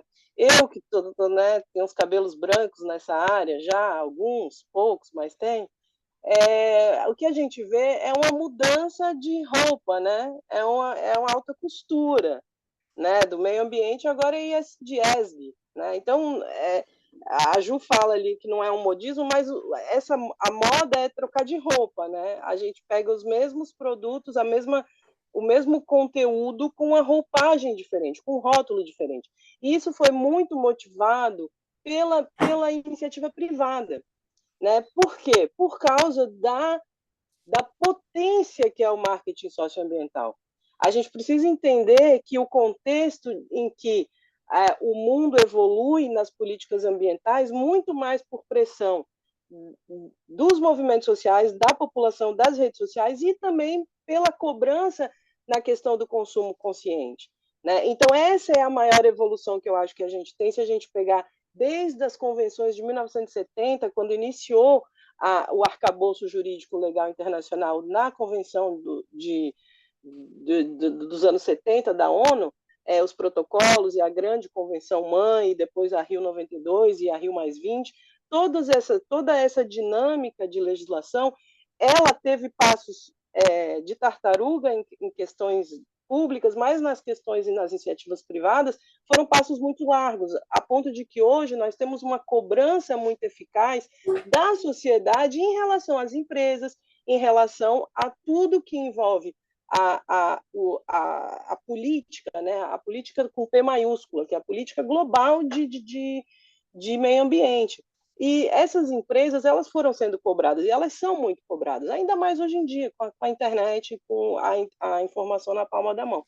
Então, o ESG, ele vem dessa moda, né? dessa alta costura aí da iniciativa privada, que realmente falou, a gente está aqui, eles fazem os relatórios, então se você pegar, a gente estuda, né, no âmbito empresarial, usa os relatórios, então a gente trabalha com relatório, por exemplo, da indústria de óleo e gás. Eles fazem toda uma prestação de contas de ESG. Então, esse termo agora de moda, que está super na moda de fato, é porque vem justamente de grandes poluidores, grandes corporações que precisam dar uma justificativa para a sociedade. Elas precisam apresentar números e métricas que mostrem a sua preocupação com o meio ambiente. E é um pouco do que a Nailia, desculpa, falou, e a Ju e também a Lana, que a efetividade é longe, principalmente na questão de bloco e de governos. Assim, a gente tem passos, às vezes, que são dados e também temos muitos retrocessos. Então, a gente não pode desanimar, mas, de certa forma, sim, temos uma carência dessa política pública, mas temos, sim, referências, né? Então, os ODS são as referências, que nada mais é do que uma delimitação ali do que é o ESG, tem tudo ali, né, do que é o ESG, só que o ESG foi lá e compilou de uma outra forma. Então, por isso que é difícil a gente achar a sigla e tal, porque, sim, é o novo, é o apartamento renovado, né, o vintage renovado. Mas tá aí, a gente está aí no front e essas coisas estão acontecendo. E hoje, sim, é possível você propor. Então, eu represento a empresa de soluções ambientais e a gente chega numa prefeitura, ou, por exemplo, a gente tem dois contratos em andamento agora, um com a prefeitura, um com a gestão local do saneamento básico, que é uma empresa de saneamento básico, a Prolagos, que é aqui da região dos lagos. E a gente encaminhou, então, duas propostas com uma proposta, né, uma solução ambiental para a questão do resíduo sólido orgânico. Por quê? Porque a nossa máquina faz uma compostagem acelerada.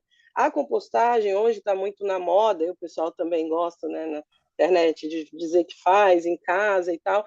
É uma outra realidade. Aqui o que a gente tem é uma tecnologia 100% brasileira, que a gente, assim, é um orgulho. O Brasil é vanguarda, né, nesse aspecto de lixo e de tratamento.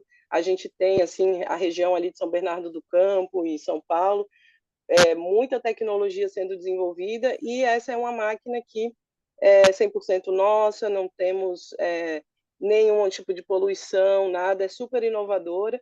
E o que que faz? Ela faz o que a composteira faz na casa da pessoa, que todo mundo pode fazer com o seu lixo orgânico, com as minhoquinhas e tal, e daí criar o adubo a partir da, das cascas e das comidas, enfim, que você dispense.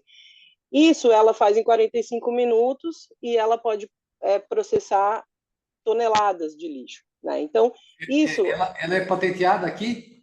Patenteada, professora. Foi patenteada.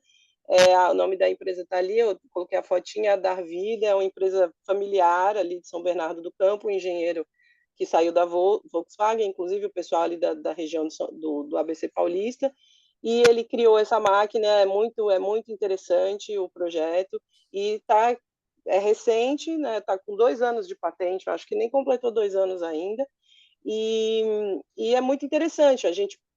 Eu quis trazer porque, assim, para mostrar para os alunos, principalmente para todos nós, eu que fui aluna, já tive aí marcando presença, como muitos de vocês estão aí marcando no chat, eu vi, para a gente ver que há alguns mecanismos na micropolítica, né? O que a gente acredita, a gente vê que tudo isso é muito poético nos tratados, mas localmente você consegue, dentro desses objetivos, nós cumprimos, por exemplo, desses 17, são 11 objetivos com a máquina, né? Porque aí o adubo, o que a gente está fazendo? A gente está registrando junto com as associações de moradores e catadores de lixo, para repassar esse adubo, porque é muito adubo. No final, você imagina, a gente vai gerar toneladas de adubo também, porque a máquina transforma, por exemplo, 100 quilos, ela faz 90 quilos de adubo, a perda é 10% só.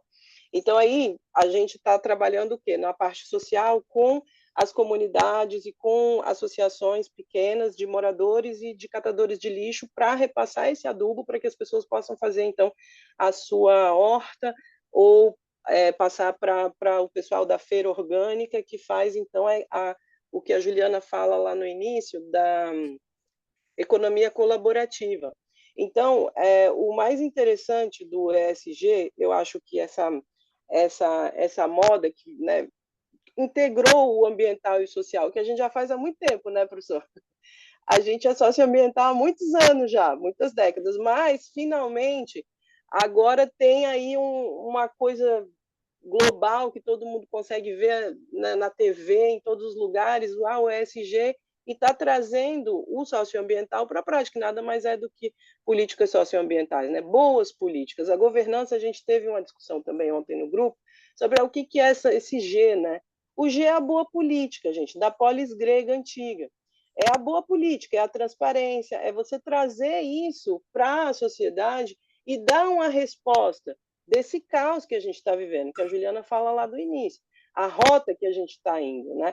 Então, a governança é isso, não basta, é comunicar, não basta você fazer, você tem que dizer que faz, você tem que mostrar em relatórios, você tem que dizer para a sociedade, e a sociedade vai te cobrar, assim como é feito nos balanços financeiros para o mercado de ações, por exemplo, né? Então, a governança é isso nessa área, você precisa fazer. E do ponto de vista da iniciativa privada, não só você precisa fazer, como isso te rende, porque é o seu marketing. Então, toda a política de branding, eu não gosto de ficar usando o termo em inglês, mas tem uns que é tentador, né? Mas as políticas de marca, por exemplo, né, que fala em inglês o branding, hoje em dia você pega as grandes empresas, por exemplo, o mercado da Fórmula 1, eles têm no Brasil, eu acho que é em Rondônia, se não me falha a memória. Lana, eu vou verificar, que a gente trabalha com a questão do sequestro de carbono também. E todas as grandes... A Prada está sequestrando carbono, sabe? Então, todas as grandes empresas, elas se interessam pelo assunto, não porque elas são boazinhas, e porque elas estão preocupadas com... Não, não é por isso. Sejamos honestos. É porque isso vai gerar uma avaliação do market share deles, do valor das ações do mercado deles. E isso, quando você coloca num relatório financeiro, é bonito. Então, a McLaren está fazendo aqui no Brasil o sequestro de carbono nas fazendas, eu acho que é em Rondônia, assim, depois eu vou confirmar, Lana, eu tenho esse artigo em algum lugar. Então, eles fazem isso. E não, lógico, eles fazem por quê? Porque é uma política de descarbonalização. A gente, então, tem isso também muito forte nas indústrias que poluem muito. Elas precisam, então, compensar a pegada de carbono. E isso elas fazem como? Sequestrando carbono. Então, essa é a base do protocolo de Kyoto e a criação do mercado de carbono. Então, todas essas políticas que são de ESG, assim como as políticas do clima e a que eu trabalho agora, que é resíduos sólidos, que é a melhor gestão possível do lixo, são políticas de meio ambiente que foram sendo implementadas e que foram sendo organizadas e que agora elas estão rotuladas de uma maneira mais fashion, digamos assim, que é o ESG. Então, essas políticas, elas vêm com esse objetivo de, sim, por um lado, melhorar a nossa qualidade de vida e, por outro, da iniciativa privada, de melhorar as suas ações e potencializar o seu marketing. Então, a compostagem, especificamente, que é o que a gente trata aqui, que é o meu trabalho hoje, a gente faz, então, essa junção, né? Então, é uma parceria público-privada. Então, a gente tem aí a base, que é toda essa legislação internacional, que vem de ONU e Plano Nacional de Resíduos Sólidos. O Mercosul, eu verifiquei aqui enquanto o professor falava, tem realmente um grupo de trabalho sobre esse assunto, professor, super me interessei, eu não sabia, então também nunca tinha investigado no Mercosul, a ideia de participar é justamente para eu poder estudar um pouco essa questão do Mercosul, eu vi que tem e fiquei bem interessada de acompanhar e ver como isso está. A Argentina é muito atuante, eu li num artigo aqui, vi que ela está atuando, ela que apresentou o primeiro relatório, acho que em 2004. E, então, assim, você tem o lixo, gente, é um problema global. E a gente tem a questão de resíduos sólidos, que ela é transfronteiriça, né? Então, por exemplo, a questão dos lixos no oceano é super problemática, porque você tem as correntes. Então, o lixo é gerado num país e é despejado em outro.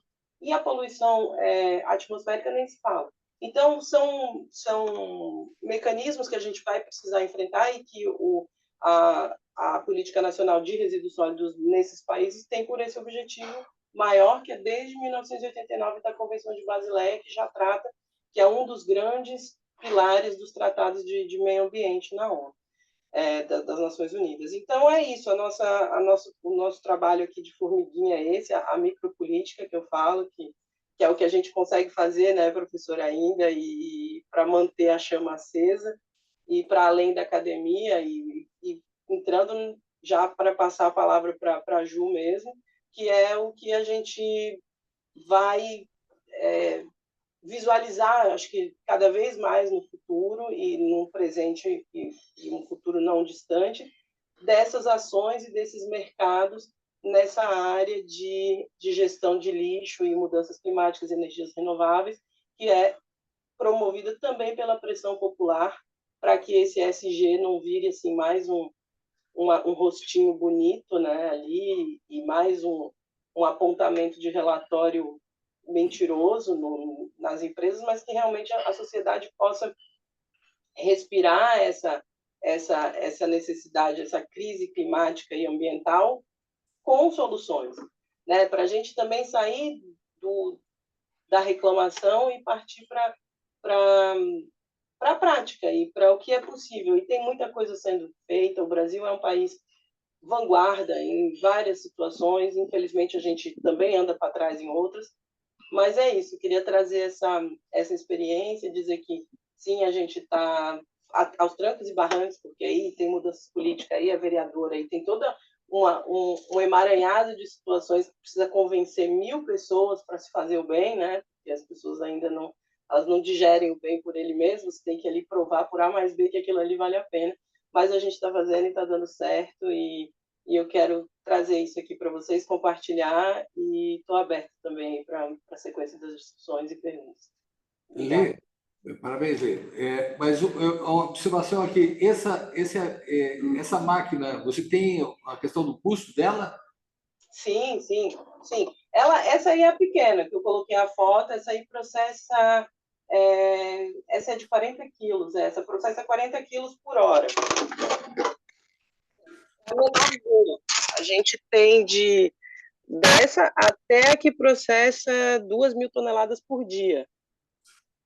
Então, por exemplo, para Prolagos, que é a gente vai fazer a transformação do lodo. Veja bem que o lodo é a única máquina que processa lodo no mundo. A empresa já está em 5 países. Em Singapura, a gente está trabalhando lá com lodo. Porque, imagina, o lodo é um problema ambiental enorme, professor. Aqui, localmente, a gente tem um termo de ajuste com o Ministério Público, que é o pessoal local, porque polui a Lagoa de Araruama, que é um grande celeiro aqui de biodiversidade marinha, que pega toda a região dos lagos, né? E é um termo de ajuste de conduta já desde 2011, porque a poluição é muito grande do lodo, né? A partir do lodo. Então, a nossa máquina está sendo testada já em vários. Na Sabesp foi testada na Sabesp e agora a gente está fazendo os testes aqui, mas com boas perspectivas. Aí vai ser montada a primeira planta para 2.000 toneladas. Então, mas o custo dela gira em quanto de quanto? Essa que eu tenho aqui, que é a menorzinha, é R$120 mil. Aí a gente tem uma intermediária, que é de R$270 mil. E aí a gente tem as gigantes, que é, por exemplo, a maior planta, que é essa que a gente está em fase de negociação para montar, é uma planta de R$2 milhões, que é o investimento para processar esse lodo, mas é um volume bem maior de resíduos, né? Para cidades pequenas, por exemplo, no caso aqui de Búzios, a gente está estudando essa que, a princípio, dá conta, porque a gestão daqui são 70 toneladas por mês. Então, uma máquina pequena é suficiente, porque ela processa em meia hora 40 quilos, né? Então, ela processa por dia o suficiente. Então, 2 máquinas dessas é suficiente. Aí, dependendo do volume, por exemplo, eu posso mandar depois o vídeo, e quando vocês forem em São Paulo, se quiserem visitar, nós temos uma máquina lá no pátio, no estacionamento do Shopping Eldorado, e que ele faz ali a demonstração para as pessoas verem toda a parte de orgânicos e de verde do shopping. Eles montaram uma estufa, tem um vídeo no YouTube, eu posso encaminhar. E então eles fazem uma horta orgânica lá no teto lá, que chama o Teto Verde do Shopping Eldorado, na Marginal Pinheiros. Então, o Colégio Marista também de São Paulo. Então, a maioria é a venda dessa máquina pequena para contextos menores. E agora a gente está fazendo a parceria público-privada, que é a primeira também da empresa, porque é uma empresa recente, nova, e é o próprio dono que gere. Então, é uma empresa familiar. Ele e os 3 filhos são todos engenheiros de automação. Então, começou pequeno e agora a gente está aí fazendo a internacionalização e a parte de parceria com o poder público, não é? E aí trazer essa tecnologia que é nossa, porque existe uma máquina, professor, que é chinesa, que custa 18 milhões de reais, que ela transforma todo o lixo em pó. Acho que a Juliana já deve ter ouvido falar. Chama Biochar. E ela transforma esse pó, vira eu não sei explicar direito, Ju, se você souber, mas o biochar é tipo um carvão, que também serve para adubo. E é a nossa, digamos assim, a nossa principal concorrente no mercado. Veja, o custo de 18 milhões, né, que é a máquina chinesa, que tem uma parceria aqui da UERJ, que é a Universidade Estadual do Rio de Janeiro, com a Prolagos também, num aterro sanitário, acho que em Maricá, eu acredito que é em Maricá, e eles estão fazendo esse estudo, mas é isso, né? Teve um investimento enorme, porque foi uma máquina de 18 milhões, então veio da China. E também o Rio de Janeiro é muito vanguarda nisso, né? O aterro sanitário de Seropédica é muito evoluído na questão da geração de gás natural, né? O biometano, que é o gás oriundo da queima, né? Dos resíduos sólidos também. Então, essas são as melhores práticas hoje que nós temos, mas eu visto a minha camisa, né? A gente ainda está começando, mas o nosso gera adubo, né? Então, daí que vem o nome da empresa, que é Dar Vida, e aí gerar adubo para fomentar, então, a economia dos orgânicos e da plantação, e isso traz uma realização socioambiental maior, né? Do que você gerar gás ou você gerar o biogás, mas que também são E une o soluções. socioambiental e o econômico. Exatamente, exatamente, né? Então a gente aí, eu estou fazendo inclusive a parte de governança, assim, com o CEO, né? Que eu falo para ele, olha, é importante que a gente melhorar o nosso Instagram, fazer porque eu sou a mais jovem, por incrível que pareça, lá eu sou jovem também. Então, aí eu fico falando, gente, vamos melhorar o nosso Instagram para publicar os nossos avanços e tal, mas é passo a passo, né, professor? Eles já fizeram uma tecnologia incrível, então é uma empresa familiar, então a gente ainda é incipiente, tem uma tecnologia muito incrível, está em todos os continentes, mas as ferramentas de gestão ainda são um pouco dos anos 2000, assim, né? É uma outra geração. E a gente está tentando trazer essa inovação, até porque Búzios tem esse sex appeal, né? Esse apelo de ser uma referência do turismo, a terceira cidade mais visitada do país. Então, aqui tem, assim, puxa para esse lado do savoir-vivre, né? Então, a gente está tentando fazer essa marca se tornar mais ESG, né? Inclusive, é o meu papel específico, é justamente a política de ESG, para a gente justamente passar essa visão para o mercado. Mas tudo isso a gente está fazendo ainda ali no passo, a passos curtos, mas é bem interessante, está muito legal, e de ver essa mudança, assim, é muito interessante você ver o lixo virar um adubo, e aí eu planto aqui na minha casa, já tenho manjericão, cebolinha, tudo com isso, então isso é muito bacana, e o Brasil é isso, é uma grande potência, né? A gente tem uma para além da agropecuária no sentido ruim, né, que causa muito desastre, muita seca e tal, e fogo agora, né? O fogo é o grande vilão, mas a gente tem uma agricultura familiar. O Brasil é referência na FAO, né, professor? Vamos colocar aqui a FAO. Hoje o Brasil é aplaudido por suas políticas de agricultura familiar, e também a questão, por exemplo, no sul da Bahia, que eu faço acompanhamento de uma ONG lá de povos tradicionais, e a gente resgatou a cabruca, né, que está até na novela aí, a saga de José Inocêncio, que é baseada nas fazendas ali que restauraram a plantação tradicional do cacau, né, que é majoritariamente indígena, caboclo ali, né, e que a gente conseguiu vencer a vassoura de bruxa e tal. Então, isso aí, a gente tem prêmios na FAO por conta do resgate da cabruca, né, e o nosso chocolate de alta qualidade no sul da Bahia. Então, e também na Amazônia, também temos um chocolate muito bem produzido, com cacau muito bom, e isso é fruto de técnicas indígenas, né, de técnicas tradicionais, que são muito bem reconhecidas no contexto internacional. Então, o Brasil tem muito que se orgulhar nessa política, e eu espero que a gente possa ainda ter muitos bons frutos e tecnologias e soluções ambientais para que a gente saia do pessimismo acadêmico, que eu compartilho o meu pessimismo acadêmico, mas que é o otimismo da vontade, né? Isso é uma fala muito bonita. E é isso, a gente está nessa batalha aí, mas vamos lá, vamos em frente. Ju, obrigada, é isso. Então, gente, com essa fala da Letícia, trazendo esse caso prático, a ideia da nossa pesquisa foi exatamente isso. Primeiro, produzir insights diferentes do que a gente está acostumado dentro do tradicional entendimento sobre ESG. E segundo, mostrar que a pesquisa não tem fronteira, né? Não é, de fato, a parte mais fácil trazer. A Letícia não pôde, lógico, ela não podia estar aqui, ela está com uma princesa pequenininha em casa, então não teria, né, de forma nenhuma possibilidade de vir para cá, mas ela continua trabalhando, pesquisando e se dedicando a esses temas que são tão importantes e tão caros para o NEAD.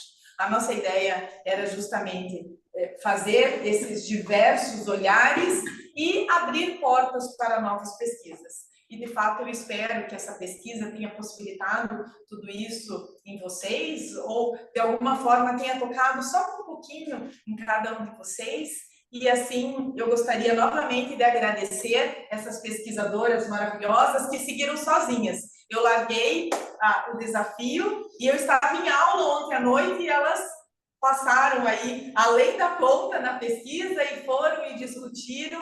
E quando eu terminei a aula na faculdade, eu olhei, no grupo tinha trocentas mensagens e o negócio foi muito além do que eu imaginava. Eu comecei com uma perspectiva e elas se desenvolveram, seguindo outros olhares, outras perspectivas e desenvolvendo questões próprias. E isso traz satisfação para todos os pesquisadores. Muito obrigada a vocês, principalmente, essa pesquisa de vocês. Obrigadão.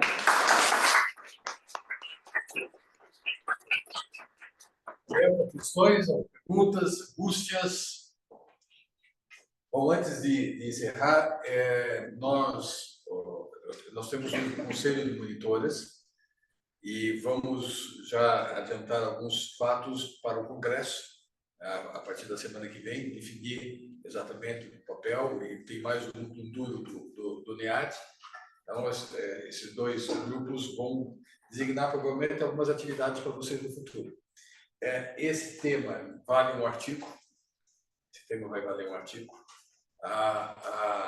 Eu vou depois conversar com a Letícia, tem algumas ideias, porque nós estamos fazendo algumas coisas novas em relação à aprovação dos 25 anos, a criação do Instituto e algumas atividades que vão decorrer disso, inclusive a possibilidade de uma internacionalização mais forte.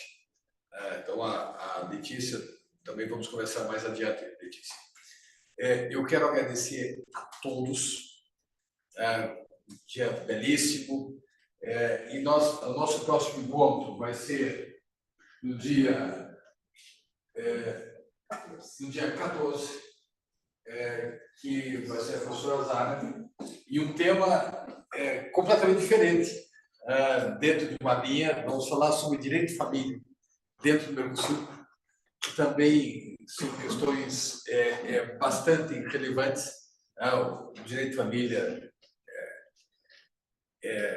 nos toca, a mudança da estrutura familiar, ela é um tema recorrente, e ela vai tratar no nosso próximo encontro do dia 14. Com a diferença, embora ela tenha uma pessoa auxiliando, ela é também um projeto de qualificação da tese dela, que nós fazemos isso com os mestrandos, com os doutorandos.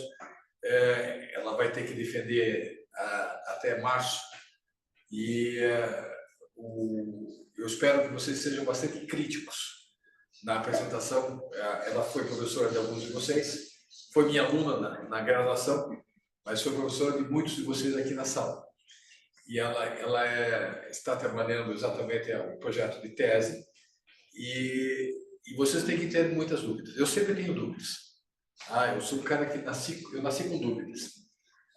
E eu vou externar muitas das dúvidas do trabalho para ela, e vocês também terão que fazer. Mas eu estou na graduação, é minha professora, tudo bem, mas tem que estar claro, o trabalho tem que estar claro, tem que estar redondo. E como é que nós fazemos o projeto de qualificação, seja de mestrado, seja de doutorado? Que uma coisa é o projeto, mas agora já é a qualificação da tese, e a defesa vai ser em fevereiro ou março. Por isso que vai ser aqui na frente a qualificação. Nós vamos ter vários professores que estão. A professora Amanda já estava com muitas dúvidas, né? Vai deixar exatamente. Eu quero resolver. A professora Negri também, a professora Juliana também, e os demais aqui também têm muitas dúvidas. Terão muitas dúvidas no trabalho, e é exatamente para isso que funciona. Ou seja, tem que se submeter ao nosso crivo para fazer uma boa defesa. Isso é o que funciona. Deixar bem redondo qual que é a pergunta, a metodologia. Vocês viram hoje a apresentação da professora Juliana, estava bem claro qual que era a pergunta, qual que são os objetivos. A metodologia adotada também ficou muito clara, embora não explicitada na apresentação em si, nominada na apresentação em si, mas ela estava bem clara da questão geral para a questão específica. Tanto que nós tínhamos aí a máquina, que é uma questão objetiva, clara, resultado deste avanço, produzindo questões práticas a uma angústia que está presente em todos nós. E isso é algo bastante positivo. Então, é uma metodologia bem clara, um método de abordagem bem claro da questão do resultado, apresenta o resultado. Professor, Oi. se eu puder falar sobre isso, a questão de metodologia, eu estudei lá, quando eu estudei na França, e fui dei ali uma flertada com a questão de negócios e business, né? Esse é o método dos MBAs, né, no mundo inteiro, né? A partir dos estudos de caso. Foi uma coisa que eu aprendi, que a gente sai da academia às vezes e é difícil fazer a ponte, né, com situações práticas. Então, é uma coisa que eu trouxe desse ambiente empresarial que é muito positivo, de a gente realmente materializar. No jurídico, a gente tem um pouco mais de dificuldade, né? O nosso caso concreto é outro, o que a gente estuda mais na faculdade, os litígios, mas é muito interessante na questão política e principalmente na questão ambiental, né? Que a gente precisa fazer esse contraponto, porque senão a gente chora, né? Porque a evolução, a legislação é muito linda, é tudo muito poético, mas a prática é muito cruel às vezes, né? O que a gente vê é o somatório de vitórias, né, do poder econômico. Então, eu acho que isso é um método, e como o professor está falando disso, é legal trazer para o pessoal da graduação, que às vezes a gente está lá achando que é tudo muito distante.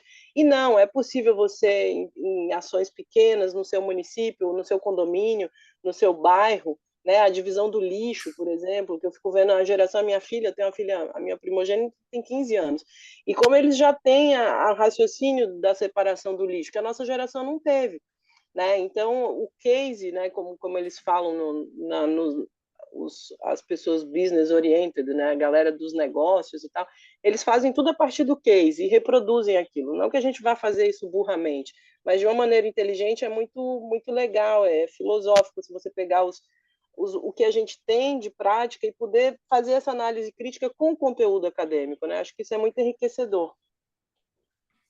Exatamente. Bom, novamente agradecendo.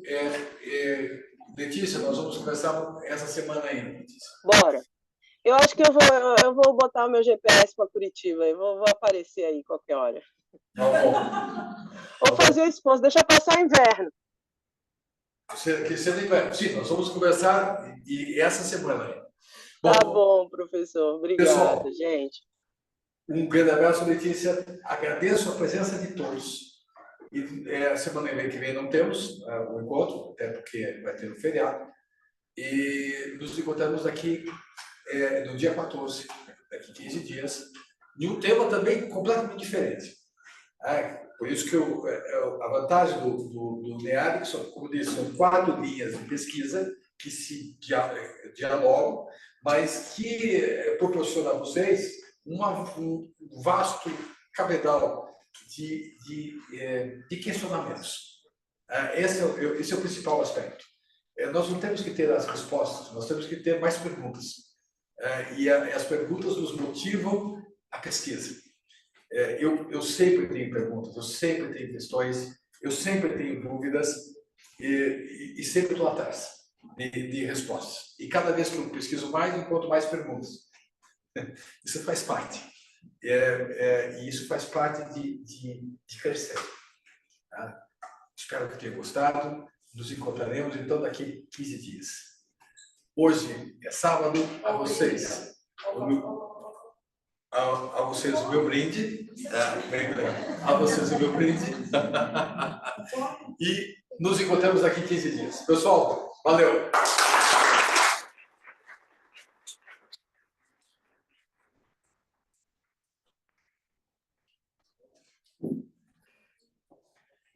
Para a gravação.